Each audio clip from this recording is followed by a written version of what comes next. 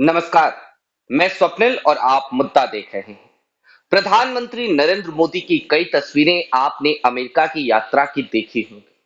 मैं उन तस्वीरों की बात बिल्कुल नहीं कर रहा जो तस्वीरें प्रधानमंत्री नरेंद्र मोदी की प्रधानमंत्री बनने के बाद की तस्वीरें हैं। मैं तो उन पुरानी तस्वीरों की बात कर रहा हूं जब प्रधानमंत्री नरेंद्र मोदी जवान हुआ करते थे, नौजवान हुआ करते थे। ये तस्वीरें 1993 की तस्वीर है। लेकिन जरा सोचिए तब क्या हो जब मैं आपको एक ऐसी वेबसाइट पर प्रधानमंत्री नरेंद्र मोदी की तस्वीर एलुमनी के तौर पर दिखाऊं, जो वेबसाइट एक ऐसे ऑर्गेनाइजेशन की है, जो ऑर्गेनाइजेशन अमेरिका के स्टेट डिपार्टमेंट द्वारा संचालित होता है और उस ऑर्गेनाइजेशन का काम दरअसल नेताओं को मैनिपुलेट करने का है कि वो अमेरिका के हित में काम करें। तो फिर सवाल ये उठता है कि क्या आज की तारीख में हमारे देश के प्रधानमंत्री अमेरिका के हितों के लिए काम कर रहे हैं? और इन सवालों पर तब और ज्यादा मुहर लगती नजर आती है जब डोनाल्ड ट्रंप साहब और प्रधानमंत्री नरेंद्र मोदी की प्रेस कॉन्फ्रेंस होती है। उस प्रेस कॉन्फ्रेंस में डोनाल्ड ट्रंप तमाम बातें ऐसी कह जाते हैं जो एक तरीके से भारत का अपमान करती प्रतीत होती हैं। चाहे वो ब्रिक्स मर चुका है ये कहना हो, या फिर कि ये कहना कि हम टैरिफ बढ़ाएंगे, हम उतना ही टैरिफ लगाएंगे जितना बाकी के मुल्क हमारे ऊपर लगाते हैं, या फिर कि ये कह देना कि हम भारत को F-35 बेचना चाहते हैं जिसे एलन मस्क ने कबाड़ कहा है।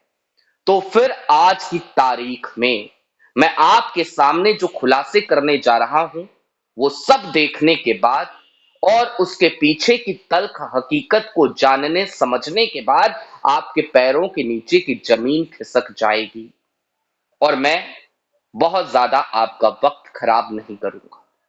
आपकी स्क्रीन पर सबसे पहले एक वेबसाइट का स्क्रीनशॉट है। आपको मुस्कुराती हुई तस्वीर नजर आ रही होगी प्रधानमंत्री नरेंद्र मोदी की। आप ऊपर लिखा पढ़ पा रहे होंगे इंटरनेशनल लीडर्स। लेकिन आपको यह भी जानने का हक है कि यह वेबसाइट कौन सी है। तो अब इस वेबसाइट का होम पेज आपकी स्क्रीन पर है। यह वेबसाइट है उस ऑर्गेनाइजेशन की जिसका नाम है ACYPL, यानी कि American council for young political leaders. और ताज्जुब की बात है कि अंतर्राष्ट्रीय नेताओं की सूची में, ऐसे अंतर्राष्ट्रीय नेताओं की जो इस संस्था द्वारा ट्रेन किए गए हैं, उनमें सिर्फ एक ही नाम है और वो नाम है आदरणीय प्रधानमंत्री नरेंद्र मोदी जी का। लेकिन अब जरा सा यहां पर थोड़ी देर के लिए और ठहर जाइए, क्योंकि मैं आपको अब एक स्क्रीन रिकॉर्ड भी दिखाना चाहता हूं। आपकी स्क्रीन पर उसी वेबसाइट का ये स्क्रीन रिकॉर्ड मैंने अपने फोन से किया है, मैं आपको दिखा रहा हूं। ऐसा इसलिए भी दोस्तों, ताकि आप इस बात को बिल्कुल पुख्ते तौर पर समझ लें कि अमेरिका की ही वेबसाइट है, उसी ऑर्गेनाइजेशन की ही वेबसाइट है। और फिर विस्तार से बताऊंगा कि इन सब के मायने क्या है। देख लिया आपने। उसी वेबसाइट पर जाकर स्क्रॉल करेंगे एलुमनी की लिस्ट में, तो सबसे नीचे आपको प्रधानमंत्री नरेंद्र मोदी दिखाई देंगे इंटरनेशनल लीडर्स की कैटेगरी में। यानी कि 1993 में प्रधानमंत्री नरेंद्र मोदी को फंड कर अमेरिका बुलाया गया। वहां पर ACYPL के तहत इनकी ट्रेनिंग हुई। लेकिन ACYPL जो ट्रेन करता है या फिर कि जिन नेताओं को मैनिपुलेट करता है, उसका मकसद क्या है? तो आपकी स्क्रीन पर जो पहले मैंने होम पेज दिखाया था, जरा उसको और अच्छे तरीके से देख लीजिए और आप ऊपर लिखा साफ साफ पढ़ पा रहे होंगे।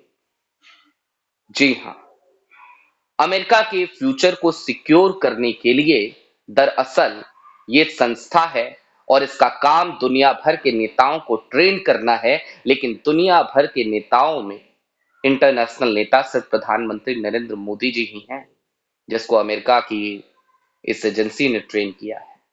और ये एजेंसी स्टेट डिपार्टमेंट के द्वारा संचालित होती है। अब थोड़ा सा यहां और ठहरने की जरूरत है और कुछ बारीक मुद्दों को समझने की जरूरत है। 1993 से 2014 में लौट आई, या फिर यूं कहूं तो 2012 में लौट आई। एक तरफ प्रधानमंत्री नरेंद्र मोदी मुख्यमंत्री से प्रधानमंत्री बनने की तरफ धीरे धीरे अपने कदम बढ़ा रहे थे। भारतीय जनता पार्टी के तमाम नेता उनके लिए लामबंद हो रहे थे और देश में उनके प्रति एक सकारात्मक माहौल पैदा करने की कोशिश की जा रही थी। अब जब सारी बातें आपसे यहां पर 2012 के परिप्रेक्ष्य में कर रहा हूं तो 1993 भूल मत जाइएगा कि 1993 में प्रधानमंत्री नरेंद्र मोदी एसीवाईपीएल के एलुमनी के तौर पर रहे हैं, वहां से ट्रेन होकर आए थे, उसके बाद मुख्यमंत्री बने थे। लेकिन 2012 में क्या हो रहा था?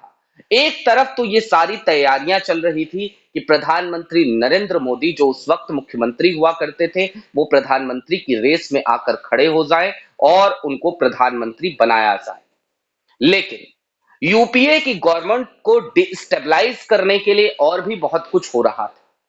तमाम आंदोलन चल रहे थे और फिर आपको याद आएगा अन्ना हजारे का आंदोलन, अरविंद केजरीवाल, अन्ना हजारे, कुमार विश्वास, योगेंद्र यादव, वीके सिंह, किरण बेदी, संजय सिंह, मनीष सिसोदिया, ये तमाम नाम।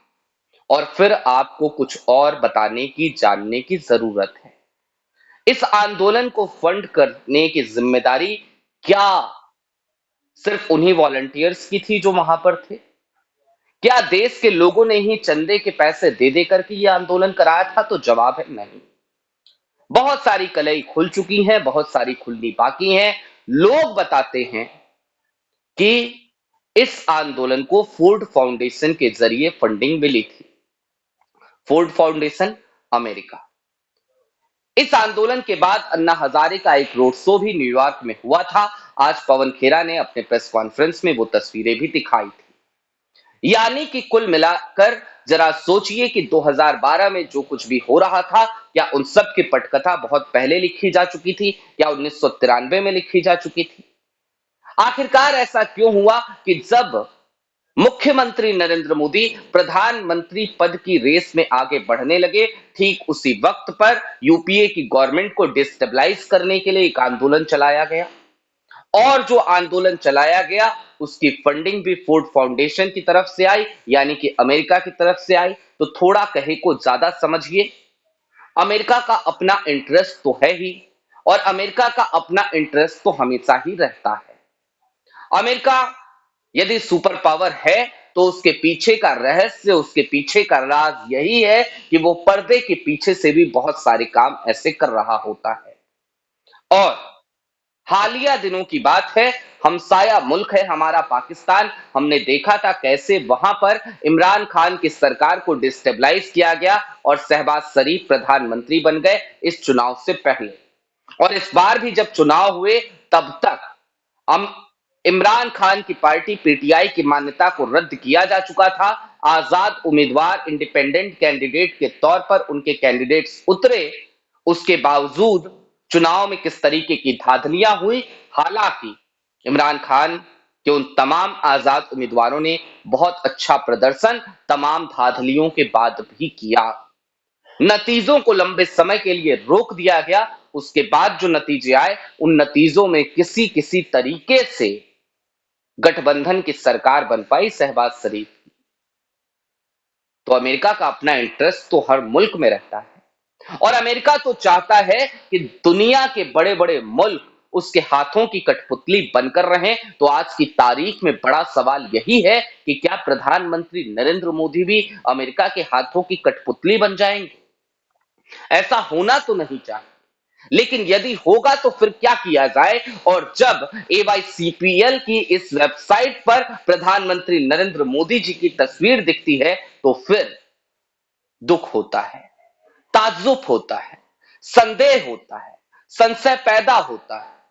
और इन सब के दरमियान जब वो प्रेस कॉन्फ्रेंस याद आती है जो हालिया दिनों में हुई, जिसमें एक तरफ डोनाल्ड ट्रंप बैठे हुए थे और सीधे तौर पे कह रहे थे कि समानांतर टैरिफ की व्यवस्था करेंगे, सीधे तौर पे कह रहे थे कि भारत को अब ज्यादा से ज्यादा हथियार हमसे खरीदने होंगे, सीधे तौर पे कह रहे थे कि भारत को चाहिए वो F-35 खरीदे, वही F-35 जिसको एलन मस्क ने कबाड़ कहा था और प्रधानमंत्री नरेंद्र मोदी वहां मंच पर बैठे मुस्कुरा रहे थे। तो फिर इन तमाम संदेहों को और ज्यादा बल मिलता है।